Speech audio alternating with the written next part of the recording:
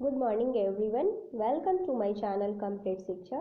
दोस्तों, आज के इस वीडियो में बात करेंगे हम आज के करंट अफेयर्स के बारे में और उससे रिलेटेड जितने भी करंट के स्टैटिक बनेंगे उसको भी हम लोग डिस्कस करेंगे। तो चलिए हम देखते हैं अपने पहले क्वेश्चंस को। आगे बढ़ने से पहले आपसे एक छोटी सी रिक्वेस्ट है कि आप हमारे चैनल पर नए हैं तो हमारे चैनल को सब्सक्राइब कर लीजिए और साथ ही बेल आइकन भी प्रेस कर दीजिए, जिससे कि आपको हमारे सभी वीडियोज़ के नोटिफिकेशन आपको मिल सके। तो देखिए, यहाँ पहला क्वेश्चन है, अमंडा तूफान किस देश में आया है? हाल ही में ये अमंडा तूफान आया हुआ है तो किस देश में आया है? सही आंसर हो जाएगा आपका ऑप्शन नंबर सी, मध्य अमेरिका में। अभी यह तूफान मध्य अमेरिका में आया हुआ है। कौन सा? अमंडा तूफान। यह एक उष्ण कटिबंधीय तूफान है और मध्य अमेरिका जो है वो 7 देशों का एक समूह है जिसको कि मध्य अमेरिका के नाम से जानते हैं हम लोग। तो चलिए हम देखते हैं अपने नेक्स्ट क्वेश्चन को। तो हमारा यहाँ नेक्स्ट क्वेश्चन है कि हाल ही में चर्चा में रहे बिमल जुल्का वर्तमान समय में क्या है? सही आंसर हो जाएगा ऑप्शन नंबर ए। ये हमारे देश के मुख्य सूचना आयुक्त बन गए हैं बिमल जुल्का। लेकिन ये चर्चा में क्यों रहे थे? क्योंकि इनके नियुक्त होने पर कांग्रेस जो नेता थे वो अधीर, जिनका नाम है अधीर रंजन, वो उनको क्या हुआ था कि आपत्ति जताई थी कि नहीं, ये कैसे बन सकते हैं। कहा था कि सर्च कमेटी ने उनके नाम पर कोई भी विचार नहीं किया है बिमल जुल्का के बारे में, तो ये इतने बड़े पद पर कैसे नियुक्त हो सकते हैं। तो देखिए, ये हैं बिमल जुल्का, जिनको कि आप देख सकते हैं, ये हमारे नए मुख्य सूचना आयुक्त के पद पर नियुक्त हुए हैं, जिनको कि अभी प्रधानमंत्री मोदी के द्वारा ही क्या किया गया है, इनको नियुक्त किया गया है। तो चलिए हम देखते हैं अपने अगले क्वेश्चन को। हमारा अगला क्वेश्चन है, हाल ही में किस देश ने WHO से पूरा अपना सारा संबंध समाप्त कर लिया है? सही आंसर हो जाएगा ऑप्शन नंबर बी। अमेरिका ने अभी हाल ही में WHO से अपना सारा संबंध को क्या कर दिया है? समाप्त कर दिया गया है। क्यों? क्योंकि कोविड-19 की वजह से अभी क्या हुआ था कि बहुत ज़्यादा ही WHO को बोल रहा था कि आप निष्पक्ष जांच करें कोविड-19 को चाइना से। ऐसा करने के लिए वो जिम्मेवार बता रहा था चाइना को और WHO को। तो इसलिए ऐसा नहीं करने के बाद उसने क्या किया कि अपनी पूरी संबंध को ही हटा दिया, जबकि सबसे ज़्यादा भागीदारी जो था WHO में फंडिंग का वो अमेरिका का ही था। तो अब जो है अमेरिका है WHO से क्या किया, वो अपना सारा संबंध को ही ख़त्म कर लिया है। अब बात यहाँ अमेरिका के बारे में हुआ है तो हम लोग अमेरिका के बारे में जान लेते हैं। अमेरिका का कैपिटल है वाशिंगटन DC और यहाँ के जो राष्ट्रपति हैं वो 45वें नंबर के हैं। कौन है? Donald Trump. तो चलिए हम देखते हैं अपने अगले क्वेश्चन को। हमारा यहाँ अगला क्वेश्चन है कि कौन सी निजी फाउंडेशन WHO की सबसे बड़ी। देखिए, अमेरिका के निकलने के बाद अब ऐसा कौन सा फाउंडेशन है, कौन सा फाउंडेशन है जो कि निजी फाउंडेशन है, वो सबसे बड़ा फंडिंग करने वाला बन गया है? तो सही आंसर हो जाएगा option number A, bill and Melinda Gates. Bill Gates का ये जो संस्था है, इनकी पत्नी का नाम है मेलिंडा गेट्स, तो इनकी जो संस्था है, इनकी जो फाउंडेशन है, वो सबसे ज़्यादा WHO में फंडिंग करने वाली संस्था बन गई है। कौन? Bill and Melinda Gates. तो आप इसको याद रखेंगे। तो ये भी अमेरिका के ही हैं और इन्होंने अभी इनका जो फंडिंग है वो सबसे ज़्यादा बढ़ गया है WHO में अमेरिका के निकल जाने के बाद। तो आप इससे ये क्वेश्चन भी याद रखेंगे। हम बढ़ते हैं नेक्स्ट क्वेश्चन की तरफ। हमारा यहाँ नेक्स्ट क्वेश्चन है, ग्लोबल स्टार्टअप इकोसिस्टम रैंकिंग 2020 में भारत की रैंकिंग क्या है? देखिए, अभी ये ग्लोबल स्टार्टअप इकोसिस्टम्स रैंकिंग आई हुई है जिसमें भारत की रैंकिंग आपसे पूछा गया है। सही आंसर हो जाएगा ऑप्शन नंबर बी, 17वें नंबर पर हमारा देश जो है 17वें नंबर पे था है। अभी इस बार 2019 का ये रैंकिंग 2020 में जारी किया गया है, तो इसमें हमारा देश भारत जो है वो कितने नंबर पे है? तो 17वें नंबर पर है। अब देखिए, पिछले साल जो था 2018 का जो 2019 में रैंकिंग आया था उसमें जो भारत का स्थान था वो कितना था? 37वां था। अब देखिए, ये क्यों निकाला जाता है? ये जो ग्लोबल स्टार्टअप इकोसिस्टम रैंकिंग है वो क्या चीज़ को ध्यान में रखते हुए निकाला जाता है और क्यों निकाला जाता है, इसका उद्देश्य क्या है? देखिए, वैश्विक घरेलू स्टार्टअप पारिस्थितिकी तंत्र को ध्यान में केंद्रित करने के लिए ये रिपोर्ट को निकाला जाता है। और इसका जो मुख्य उद्देश्य है वो क्या है कि विश्व स्तर पर जितने भी स्टार्टअप है, कंपनी है, स्टार्टअप हब को रैंकिंग प्रदान करना, जिसमें कि 1000 शहर और 100 देशों को इसमें शामिल किया गया है, जिसमें से कि भारत के 3 शहर है, बेंगलुरु, नई दिल्ली और मुंबई, जो कि भारतीय शहरों में बेंगलुरु का जो रैंकिंग है वो 11वां है और नई दिल्ली का 18 है और मुंबई का आपका 29 है। तो ये 3 शहर हैं जो कि भारत के हैं और भारत में इनका रैंकिंग कितना बताया है, जो 1000 में से मैंने नहीं बताया है आपको, भारत की रैंकिंग में से इनका रैंकिंग कितना है। बेंगलुरु का 11 है, नई दिल्ली का 18 है और मुंबई का 19 है। और इसमें पूरे देश कितने भाग लेते हैं, 100 देश और 1000 जो होते हैं शहर होते हैं। अब देखिए हम लोगों का यदि भारत जब 17वें नंबर पे है इस रैंकिंग में, तो पहले नंबर पे आपसे आपके मन में ये क्वेश्चन आना चाहिए कि पहले नंबर पे कौन है।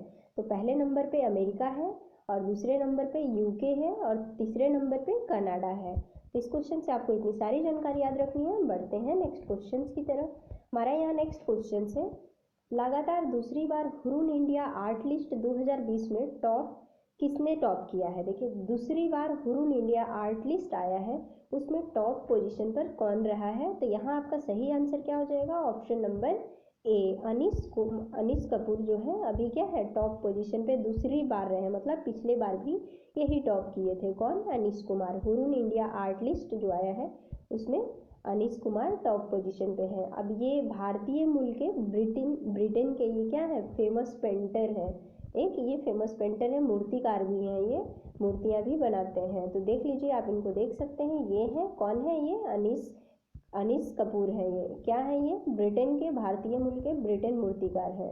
तो इस क्वेश्चन से आपको इतनी सारी जानकारी याद रखनी है। हम बढ़ते हैं नेक्स्ट क्वेश्चन की तरफ। हमारा यहाँ नेक्स्ट क्वेश्चन है, हाल ही में दिल्ली बीजेपी प्रमुख किसे नियुक्त किया गया है। देखिए दिल्ली में बीजेपी प्रमुख नियुक्त किया गया है अभी फिलहाल में ही, तो किसे बनाया गया है। सही आंसर हो जाएगा आपका option number A, Mohammad Abdul Mannan को अभी क्या किया गया है, दिल्ली बीजेपी का प्रमुख बनाया गया है। इससे पहले कौन थे, तो मनोज तिवारी थे, जो कि इनके जगह पे किसको बनाया गया है, आदेश कुमार गुप्ता को बनाया गया है। क्या बन गए हैं वो, बीजेपी के प्रमुख बन गए हैं दिल्ली के। और इससे पहले कौन थे, तो मनोज तिवारी थे। मनोज तिवारी का स्थान लिए हैं आदेश कुमार।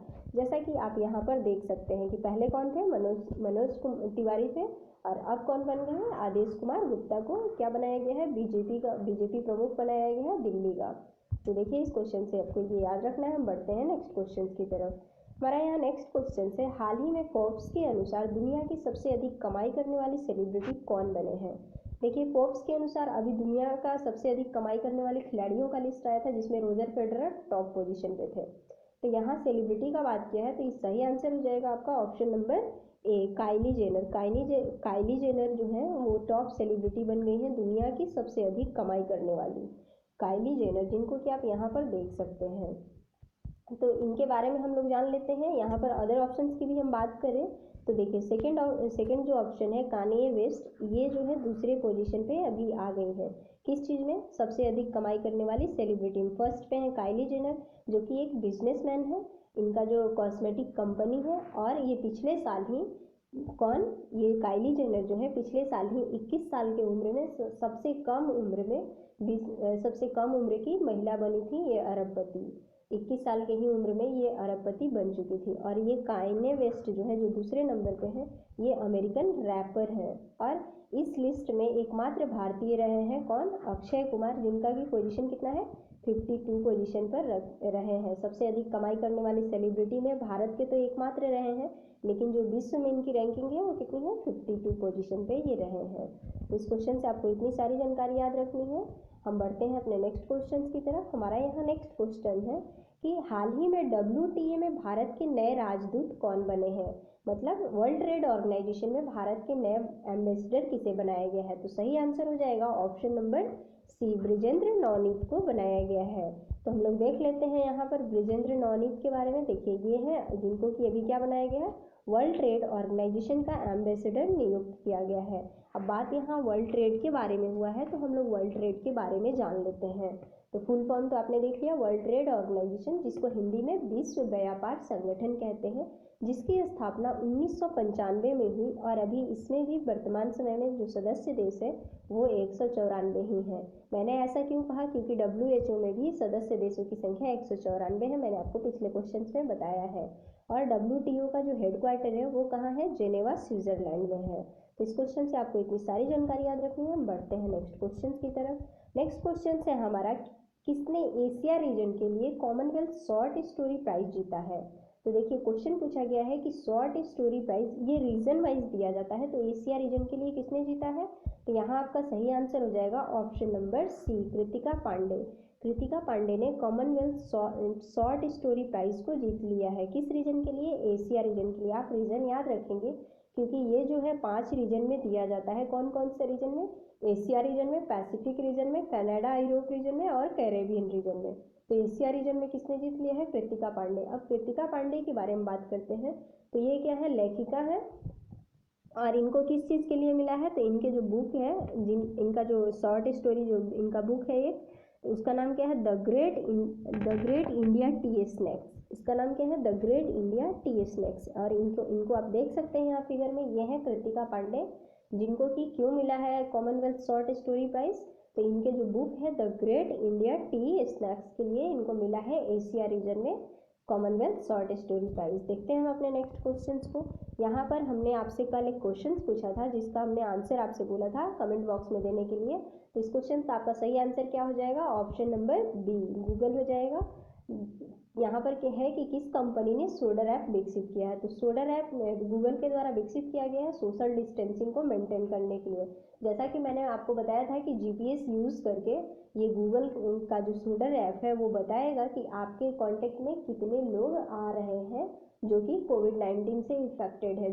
जो लिमिटेशन सरकार के द्वारा दिया गया है 2 फीट का, तो उसके अंदर में यदि कोई आएगा तो जीपीएस के द्वारा ये जो ऐप है आपको सुनिश्चित करेगा कि आपके ये में आपके जो एरिया है आप में इतने सारे लोग आ गए हैं। तो सोशल डिस्टेंसिंग को मेंटेन करने के लिए, हेल्प करने के लिए ये ऐप गूगल के द्वारा विकसित किया गया है। तो आज का क्वेश्चन देख लेते हैं। और आज का क्वेश्चन है कि हाल ही में माई लाइफ माई योगा प्रतियोगिता का शुभारंभ किसने किया है? आप ऑप्शन देख लीजिएगा और इसका आंसर जरूर आप कमेंट बॉक्स में बताइएगा। और इससे रिलेटेड ये पीछे मैंने आपको बताया हुआ है, पीछे का क्वेश्चन है। तो आपको जितनी सारी भी जानकारी और इससे रिलेटेड जितने भी स्टैटिक के याद आएंगे आपको, आप कमेंट बॉक्स में ज़रूर बताइएगा लिख करके। तो आज के लिए बस इतना ही। हम मिलते हैं अगले वीडियोज़ में। Thank you.